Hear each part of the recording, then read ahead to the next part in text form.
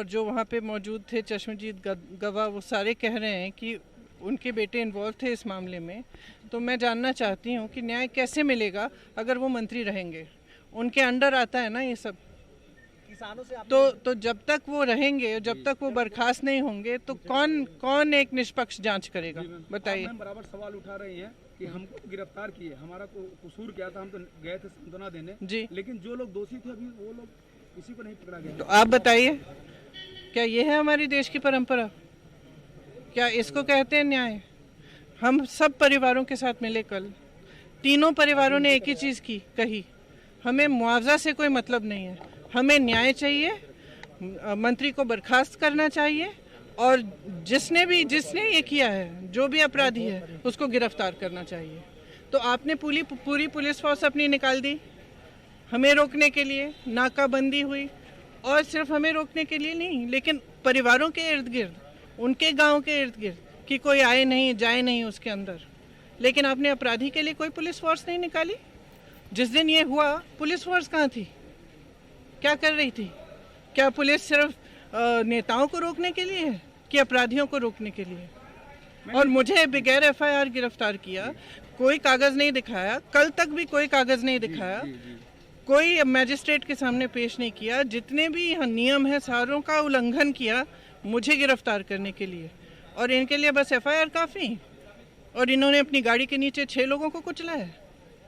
ये एक लोकतंत्र है, यहाँ न्याय आपका अधिकार है, और इसके लिए मैं लड़ूंगी जब तक ये मंत्री बर्खास्त नहीं होगा, जब तक ये लड़का गिरफ्तार नहीं होगा, तब तक मैं बिल्कुल अडिग रहूंगी, क्योंकि मैंने उन परिवारों से वचन दिया है। तब तक आप यूपी में रहकर ही संघर्ष करेंगे? बिल्कुल। किसानों से कल आपने मुलाकात की, उनका क्या कहना था इस? अभी मैंने कहा कि क्या कहना था उनको। मैम चाहे किसी भी घर में, चाहे उनकी बहन है, जो 2 लड़कों से, एक लड़का था उसकी बहन थी, चाहे उसकी माँ थी, उसके पिता थे, एक थोड़े से बुजुर्ग थे, उनकी बीवी, उनके बच्चे, कश्यप जी के पिताजी, सब ने यही कहा। सब ने कहा हमें सिर्फ न्याय चाहिए, क्योंकि जब इस तरह का हादसा होता है और जब कोई इतना प्यारा होता है उसको खो देते हैं ना, तो एक यही क्या कहते हैं, यही सहानुभूति होती है कि हाँ चलो, जिन्होंने गलत किया कम से कम उन पर कुछ दंड हुआ, उनको दंड मिला है। लेकिन उनको नहीं लग रहा है, आशा ही नहीं है। पोस्टमार्टम की रिपोर्ट कल जो दी इन्होंने कश्यप जी को, उसमें कुछ पढ़ा ही नहीं जा रहा था, वो फोटोकॉपी की फोटोकॉपी दी है। अब आप बताइए, आप परिवार हैं, पोस्टमार्टम में कुछ पढ़ा ही नहीं जा रहा है, किस तरह की रिपोर्ट है? वो कह रहे थे कि वीडियो दिखा रहे हैं मुझे, ये मेरा भाई है, ये मेरा भाई है, ये गाड़ी के नीचे देखिए, ये मेरा भाई है, ये गिर रहा है। और मुझे सुबह आईजी बोल रही हैं लखनऊ की कि आपको सच में जाना है वहाँ पे, क्योंकि उन्होंने मुझे कहा कि क्योंकि इनको तो मार के, मतलब पीट के इनको मारा है, तो आप सोच लीजिए आपको वहाँ जाना है कि नहीं।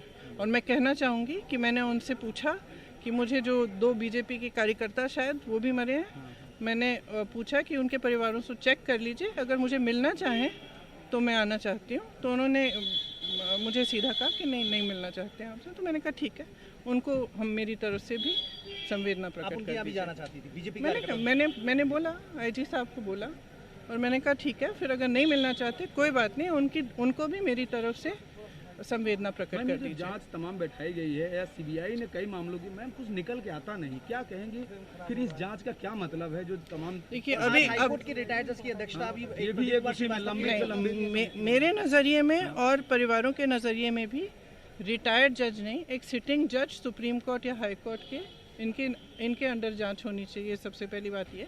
दूसरा, मैं जांच पे टिप्पणी नहीं करना चाहती क्योंकि जांच शुरू ही नहीं हुई है, लेकिन मैं इतना कह सकती हूँ कि अगर जांच निष्पक्ष होनी है तो उस मंत्री को इस्तीफा देना पड़ेगा, क्योंकि जब वो गृह मंत्री हैं तो उन्हीं के तो अंडर आता है ये सब। तो अगर वो, जैसे वो कह रहे हैं कि उनका बेटा निर्दोष है, वो वहाँ था ही नहीं, ठीक है, तो एक नैतिक आधार पे अपना इस्तीफा दीजिए, जांच को होने दीजिए। जांच की जब रिजल्ट आएगा, अगर आपके बेटे अपराधी नहीं है और आपके बेटे ने नहीं किया, तो फिर से मंत्री बन जाइए। ये एक सिंपल सरकार का नैतिक वो होता है। कहीं पे मुझे याद है जब मेरे पिताजी प्रधानमंत्री थे तो एक रेलवे का एक्सीडेंट हुआ था, रेलवे मिनिस्टर ने एकदम रेजिग्नेशन दिया, क्योंकि एक नैतिक जिम्मेदारी भी तो होती है जनता के प्रति। तो आपको लगता है इस मामले में लिबरल हो रहा है?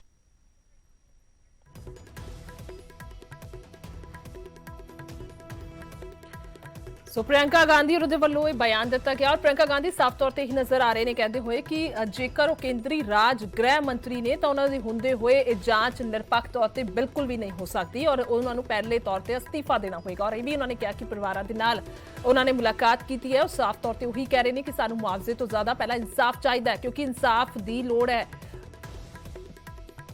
और आखिरकार नवजोत सिंह सिद्धू होरां दा काफला भी जाना उधर चलदे हैं। रोहित तुसीं अपनी गल रख सकते हो विचकार प्रियंका गांधी होरां दे वल्लों जिहड़ा बयान दिता जा रहा सी और इस नूं लैके नवजोत सिंह सिद्धू भी जा रहे हैं अज।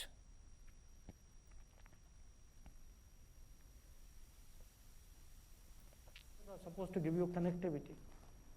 Neighbors are supposed to. आवाज आ पा रही है रोहित तुहाडे तक मेरी?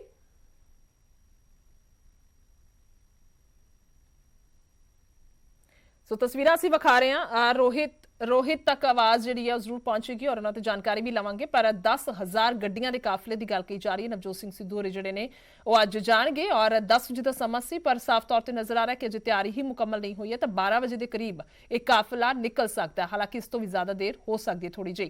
सो चंडीगढ़ तो लखीमपुर जाणगे और काफिला जिहड़ा वो जाएगा यानी कि बाय एयर नहीं जाणगे ऑन रोड जाणगे एक काफिला नाल लैके जाणगे नवजोत सिंह सिद्धू। हाल ही की गल की जाए तो हुण तक पंजाब तो सिर्फ सीएम चरणजीत चन्नी ही गए ने और रोहित आवाज आ पा रही है? Rohit over to you. हाँ बिल्कुल गुरजोत इस वक्त जीरकपुर लाइटां ते खड़े हुए हैं और वर्कर ने जिहड़े पहुंचना शुरू हो चुके ने। उदयवीर ढिल्लों भी पहुंचे हुए ने उन्हां नाल गलबात कर लेने यूथ कांग्रेस तो आउंदे ने। उदयवीर जी किन्नी क देर च काफला जिहड़ा इत्थों रवाना होएगा और किहड़े-किहड़े लीडर ने जिहड़े इस काफले दे विच शामिल होणगे? देखो ਅੱਜ ਜਿਹੜਾ ਇਹ ਕਾਫਲਾ ਹੈਗਾ ਇਹ ਤਕਰੀਬਨ 12 ਵਜੇ ਦੇ ਨੇੜੇ ਤੇੜੇ ਇੱਥੋਂ ਰਵਾਨਾ ਜਿਹੜਾ ਹੋਏਗਾ ਤੇ ਸਾਡੇ ਮਾਨਯੋਗ ਪੰਜਾਬ ਕਾਂਗਰਸ ਦੇ ਪ੍ਰਧਾਨ ਸ਼੍ਰੀ ਨਵਜੋਤ ਸਿੱਧੂ ਜੀ ਉਹਨਾਂ ਨੇ ਤੇ ਸਾਡੀ ਸਮੁੱਚੀ ਜਿਹੜੀ ਕੈਬਨਿਟ ਹੈ ਉਹਨਾਂ ਨੇ ਇੱਥੇ ਆਉਣਾ ਹੈਗਾ ਤੇ ਉਹਨਾਂ ਦੇ ਨਾਲ ਅਸੀਂ ਇੱਥੋਂ ਲਖਮੀਪੁਰੀ ਨੂੰ ਚਾਲੇ ਪਾਉਣੇ ਆ।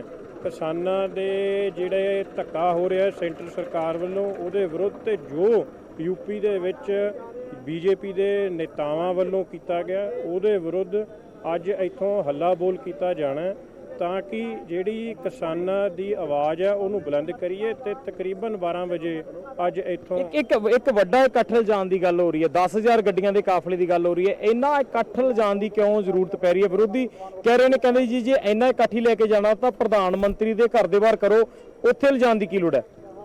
देखो ਜਿਹੜੀ ਜਗ੍ਹਾ ਤੇ ਜਿੱਥੇ ਕੋਈ ਜ਼ੁਲਮ ਹੁੰਦਾ ਹੈ ਤਾਂ ਉਸ ਧਰਤੀ ਤੇ ਜਾ ਕੇ ਉਹ ਜ਼ੁਲਮ ਦੇ ਨਾਲ ਖੜਨਾ ਚਾਹੀਦਾ ਤਾਂ ਕਿ ਉਹਨਾਂ ਦੀ ਜਿਹੜਾ ਹੌਸਲਾ ਉਹ ਬੁਲੰਦ ਹੋਵੇ ਤੇ ਜਿਹੜੀਆਂ ਬੋਲੀਆਂ ਸਰਕਾਰਾਂ ਨੇ ਜਿਹੜੇ ਜ਼ੁਲਮ ਕਰ ਰਹੀਆਂ ਉਹਨਾਂ ਦੇ ਕੰਨ ਖੁੱਲਣ।